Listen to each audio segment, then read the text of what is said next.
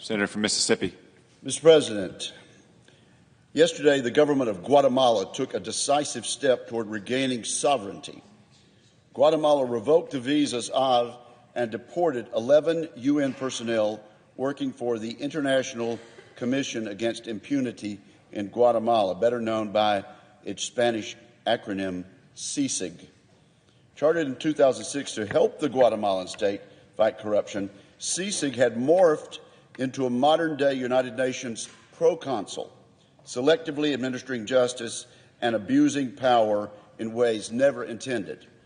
Voices on the political left, both here and overseas, will no doubt decry the decision by the duly constituted government of Guatemala. But I take the floor of the United States Senate this afternoon to state plainly my emphatic approval of this action by our Guatemalan friends. Prior to yesterday's action, Guatemalan President Jimmy Morales had previously announced that CICIG's mandate would not be renewed after September 3rd of next year. The President's decision marks a logical and welcome step toward ending CICIG's presence in Guatemala. Ultimately, an independent country has the right to decide if and under what terms a supranational institution can administer justice within its borders. CICIG was never meant to be permanent, and no country could accept an unending infringement on its sovereignty. Certainly, we in the United States would never consent to having an international body accountable to no one run our judicial system here. Our Guatemalan friends have determined that it is time for CICIG to leave, and they have a right as a sovereign nation to make that decision. The initial reasons behind CICIG's presence in Guatemala cannot be disputed. Like many Latin American countries, Guatemala had suffered from pervasive corruption, and its government was in ruins from a decades-long civil war. Criminal enterprises colluded with politicians, military officers, and other government officials to bribe, cheat, and steal. Mafias with deep tentacles into the state acted with such impunity that Guatemala felt compelled to ask for outside help. In 2006, Guatemala and the United Nations signed an agreement meant to support, strengthen, and assist Guatemalan institutions responsible for investigating crimes committed by so-called illegal security groups and clandestine security organizations. Although CICIG enjoys complete functional independence, the agreement stated that CICIG must discharge its mandate in accordance with Guatemalan law and the provisions of the Constitution. Regrettably, this proviso has not been followed.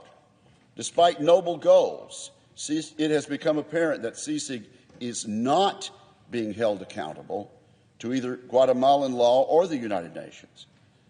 As the largest financial contributor to the United Nations, the United States has an interest in investigating the credible allegations that CICIG was grossly overstepping its mandate. After all, the American taxpayers were largely financing this enterprise. The questionable practice of CICIG and its unelected leader have been reported in our national papers. The Wall Street Journal's Mary Anastasia O'Grady has been a close observer of Colombian jurist Ivan Velázquez, who serves as CICIG's commissioner. Ms. O'Grady states that under his leadership, there is strong evidence that CICIG routinely flouts the rule of law and tramples civil liberties in violation of the Guatemalan Constitution. His methods cannot be supported by a republic that pledges allegiance to transparency and human rights. End of quote. Powerful institutions have a tendency to amass more powers to themselves and stretch their authority far beyond their legal mandates. Even its most strident supporters have acknowledged that CICIG now essentially answers to no one and needs to be reformed. Nowhere is this contention better supported than the CICIG-backed persecution of the Bitkov family on behalf of the Russian government. For all its flaws, which are numerous, CICIG's decision to conspire with Russia is the most outrageous. Igor and Irina Bitkov built a successful paper mill company, the Northwest Timber Company, in Russia's Kaliningrad enclave. This rare example of successful private enterprise in Russia was once valued at nearly $500 million. But success comes with a price in Putin's Russia. In 2005, a senior officer of the state-owned SER Bank demanded that the Bitkovs sell him a controlling stake in their company. Imagine. An offer the Bitkovs refused. 2 years later, the Bitkovs' 16-year-old daughter, Anastasia, was kidnapped, drugged, raped, and held until the Bitkov family paid a ransom. In April 2008, 3 Russian state banks, VTB, SER Bank, and Gazprom Bank, forced the Bitkovs company into bankruptcy by calling in immediate repayment of nearly $160 million in loans. Traumatized and threatened with detention and death, the Bitkovs decided to flee Russia. More death threats followed as Moscow opened a criminal case in 2009. The Bitkovs eventually emigrated to Guatemala after paying a legitimate law firm for Guatemalan passports with new identities for their protection. The Bitkovs settled into a new life blessedly free from Russian harassment and intimidation. Igor and Irina began teaching at a local school. Anastasia began to heal from her ordeal, and a son, Vladimir, was born in 2012. The reprieve was short-lived. VTB, one of the Russian banks, collaborated in 2015 with CICIG and the Guatemalan Attorney General to arrest the Bitkovs for passport violations. Detained in appalling conditions, Anastasia was denied medication and had a nervous breakdown. 3-year-old Vladimir was sent to an orphanage for 42 days without contact with his parents or appointed guardians. Eventually freed by court order, Vladimir returned to his family with an upper respiratory infection, conjunctivitis in both eyes, and clear physical and psychological abuse. This is modern-day CICIG in Guatemala. Under the direction of CICIG, the Bitkovs were sent to trial in February of 2017.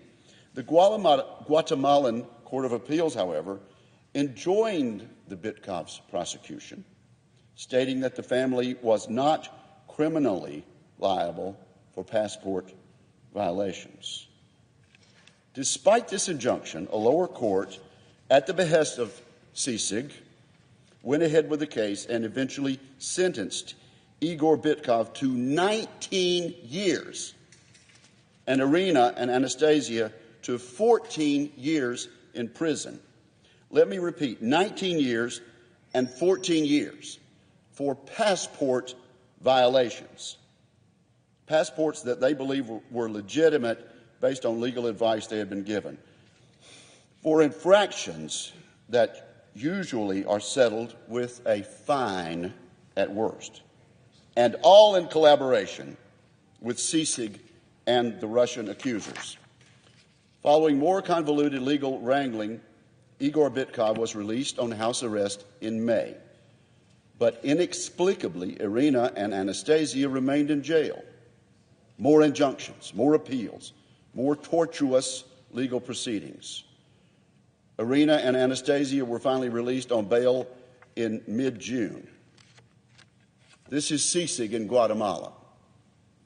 Pushed by CICIG, the Constitutional Court, the highest court in Guatemala, ordered a retrial for the Bitkovs, which began last week and supposedly continues.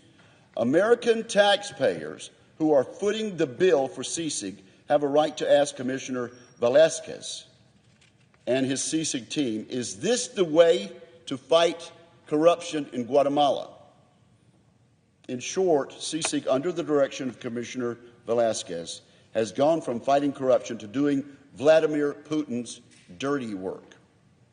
going even so far as to persecute victims of corruption like the Bitkovs. The Bitkov affair demonstrates how badly CSIG has gone astray and why President Morales is right to warn it out of his country. CSIG was established to help investigate and prosecute mafias entrenched into the state and able to act with impunity. And yet it gets involved in a passport violation case against a family clearly fleeing Russian persecution. CSIG is supposed to be above reproach, yet it collaborates with a state-owned Russian bank that incidentally is currently under U.S. sanctions. CSIG is doing the bidding of Putin's henchmen, acting as the long arm of Russia's dictatorship. The intervention of a Kremlin-controlled bank shows that influencing CSIG is a part of the Kremlin's broader campaign to exert pressure across Latin America, and we ought to be concerned about that, Mr. President. Earlier this month, Ms. O'Grady wrote in the Wall Street Journal that the creeping intervention from Moscow is designed to damage U.S. interests by destabilizing liberal democracy. Admiral Craig Fowler, the commander of U.S. Southern Command, told Senate Armed Services Committee that Russia is flooding Latin America's internet, social media, and television outlets with original and reproduced propaganda to sow doubts about U.S. intentions. Russia has also provided crucial financial support to the infamous Maduro regime in Venezuela, and competes with the United States to provide military support to regional partners. Another strategic competitor, China, is also seeking to influence important U.S. partners in Latin America. China has provided more than $140 billion in Belt and Road Initiative loan commitments.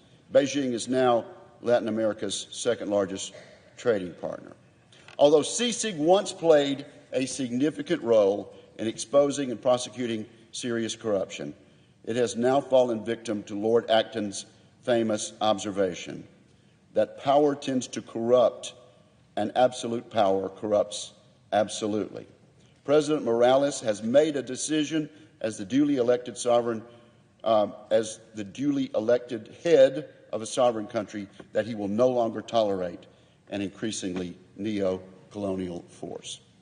The United States should stand behind this decision. CSIG was never supposed to stay indefinitely. This move by the Guatemalan government does not absolve its own responsibility to fight corruption. Indeed, we should demand a redoubling of these efforts. As a critical country in the Western Hemisphere, a return to pre-CSIG conditions would be unacceptable.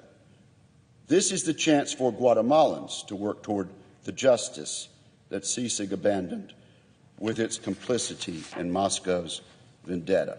This should begin with an end to the Bitkov family's long nightmare. Their ordeal has gone way beyond a miscarriage of justice, and with CSIG gone, Guatemala must do the right thing without further delay or excuse. In conclusion, Mr. President, the duly constituted government of Guatemala has made the right decision and should be congratulated for yesterday's action. The country's leadership took a necessary step in asserting its sovereignty and in ending a dysfunctional relationship with CSIG, a well-intended agency which has exceeded its mandate and outlived whatever usefulness it may initially have had. Thank you, Mr. President, and I yield the floor.